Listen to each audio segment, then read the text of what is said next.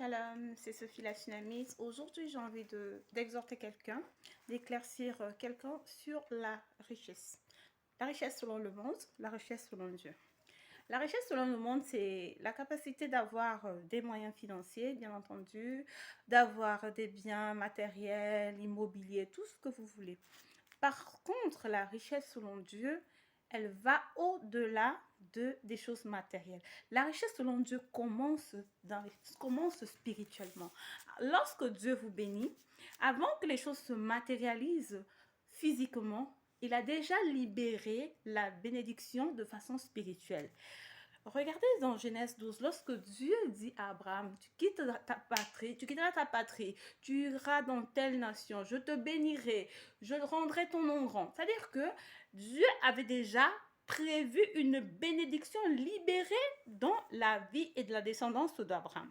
C'est cette bénédiction-là, jusqu'à présent, la descendance d'Abraham continue de vivre dans cette grâce et dans cette bénédiction. Lorsque Dieu te bénit, mon frère, ma soeur, parfois tu peux passer par des moments difficiles. Tu as des prophéties où on te dit tu seras grand, tu seras ci. Tu ne vois peut-être pas encore les choses physiquement, mais laisse-moi te dire que dans l'esprit, Dieu t'a déjà donné ta portion de bénédiction dans l'esprit. Il suffit seulement que le temps de l'accomplissement de cette prophétie arrive, ou alors le moment ou l'endroit de la connexion de ta bénédiction soit en accord avec ce que Dieu a déclaré et les choses se décantent. Et lorsque Dieu te bénit, on se rend compte que la bénédiction de Dieu, la Bible me dit dans Proverbe 10, verset 22, c'est la bénédiction de l'Éternel qui enrichit et elle ne se fait suivre d'aucun chagrin. Lorsque Dieu te bénit, il n'a pas de contraintes, il n'a pas de conditions, il n'a pas comment dire, il ne te fait pas de chantage. Non. Lorsque Dieu t'a béni, il t'a réellement béni. Et la bénédiction de l'Éternel coule de génération en génération souvent. Vous allez voir lorsque Dieu a béni un homme, les biens de cet homme, la renommée de cet homme continue de suivre même des générations après quand cette personne n'est plus. La grâce que Dieu a fait à cet homme, l'alliance qu'il a fait avec cet homme continue d'accompagner vraiment les générations antérieures après la vie de cet homme. Mais la bénédiction selon le monde, elle est très différente et elle est très compliquée. Et c'est celle-là où les gens vont parce que soi-disant c'est la plus facile. Non mon frère, si tu vas chercher la bénédiction selon les hommes, selon le monde, selon ce que le diable donne, mon frère, ma soeur, cette bénédiction-là, elle est très rapide à arriver. Elle est très rapide à arriver. De nos jours, nous avons des sectes ésotériques. Nous avons des gens qui font des alliances, qui vont bâtir des hôtels, qui vont chercher même des porte-monnaies magiques pour avoir de l'argent. Ça, c'est de l'argent, c'est de la richesse éphémère, mais ce n'est pas une bénédiction. Lorsque tu es béni, tu dois être en paix. Lorsque tu es béni, tu dois être épanoui. Regardez, il y a des personnes qui sont richement bénies, mais ne peuvent pas partager ce qu'elles ont. Parce que c'est des contraintes, parce que c'est des interdits. Vous ne devez pas donner, vous ne devez pas aider les membres de la famille. Mais ça sert à quoi d'avoir cet argent si on ne peut pas faire du bien autour de soi?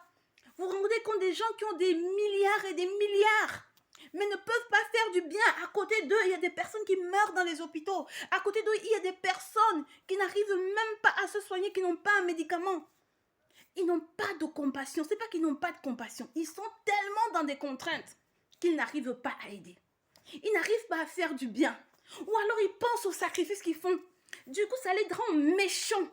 Ils pensent au sang qu'ils versent. Ils pensent à tout ce qu'ils font. Et c'est ça la bénédiction du monde. Il y a une histoire qui m'a vraiment touchée. Il y a quelques années en arrière, j'ai accompagné une dame en fin de vie. C'était vraiment une dame de la haute société française. Et elle était millionnaire, mais millionnaire en euros. Et cette dame, à la fin de sa vie, elle avait déjà des troubles du comportement. Et dans sa jeunesse, son mari, elle avait fait le choix de ne pas avoir d'enfant.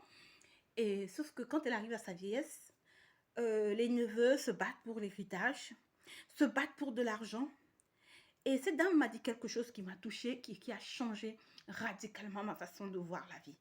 Malgré que j'étais chrétienne, mais je me battais tellement, je travaillais comme une forcenée parce qu'il me fallait gagner de l'argent.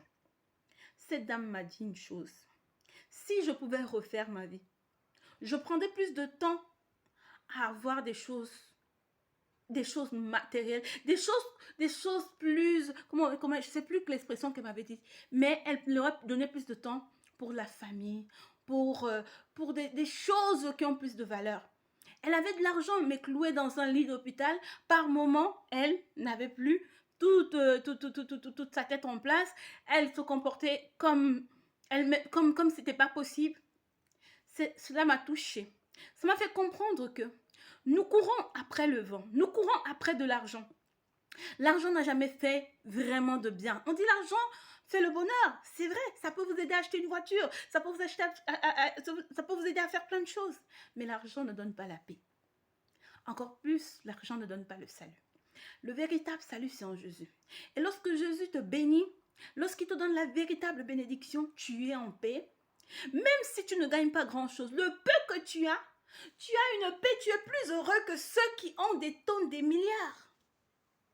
Si vous avez déjà eu l'occasion de travailler avec des personnes vraiment aisées, vous vous rendrez compte qu'il manque quelque chose à ces personnes.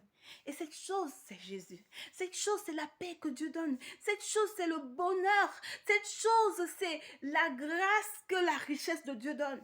Dieu bénit tout le monde. Mais il y a quelque chose qui ne donne pas à tout le monde. C'est la richesse de l'âme. La paix de l'âme. La paix de l'âme. Lorsque dans votre âme, vous êtes bon, vous êtes en paix avec Christ, vous êtes plus riche que des personnes qui ont des tonnes et des tonnes et des tonnes d'argent. Alors j'exhorte quelqu'un à chercher la véritable richesse qui vient de Dieu. Parce que l'élévation vient de l'Éternel. L'élévation vient de Dieu. Autre élévation qui ne vient pas de Dieu, mon frère, ma soeur, ce n'est pas une bonne élévation. Tu seras acclamé devant les hommes, mais lorsque tu quitteras devant les hommes, la réalité va te retrouver en face. Alors je prie pour toi, mon frère, ma soeur. Tu as des difficultés financières. Tu es peut-être déjà à la porte de chercher une mauvaise porte pour t'enrichir. Je te dis, non, arrête. Reviens à Jésus. Cherche Jésus. Il va te donner la véritable richesse. La bénédiction qui ne se fait suivre d'aucun chagrin. Proverbe 10, verset 22. Cherche le véritable Dieu et il te donnera sa véritable bénédiction. Que Dieu vous bénisse. C'est la Tsunamite. Abonnez-vous à ma page. Partagez au maximum la vidéo. Ça pourra bénir quelqu'un d'autre. Shalom.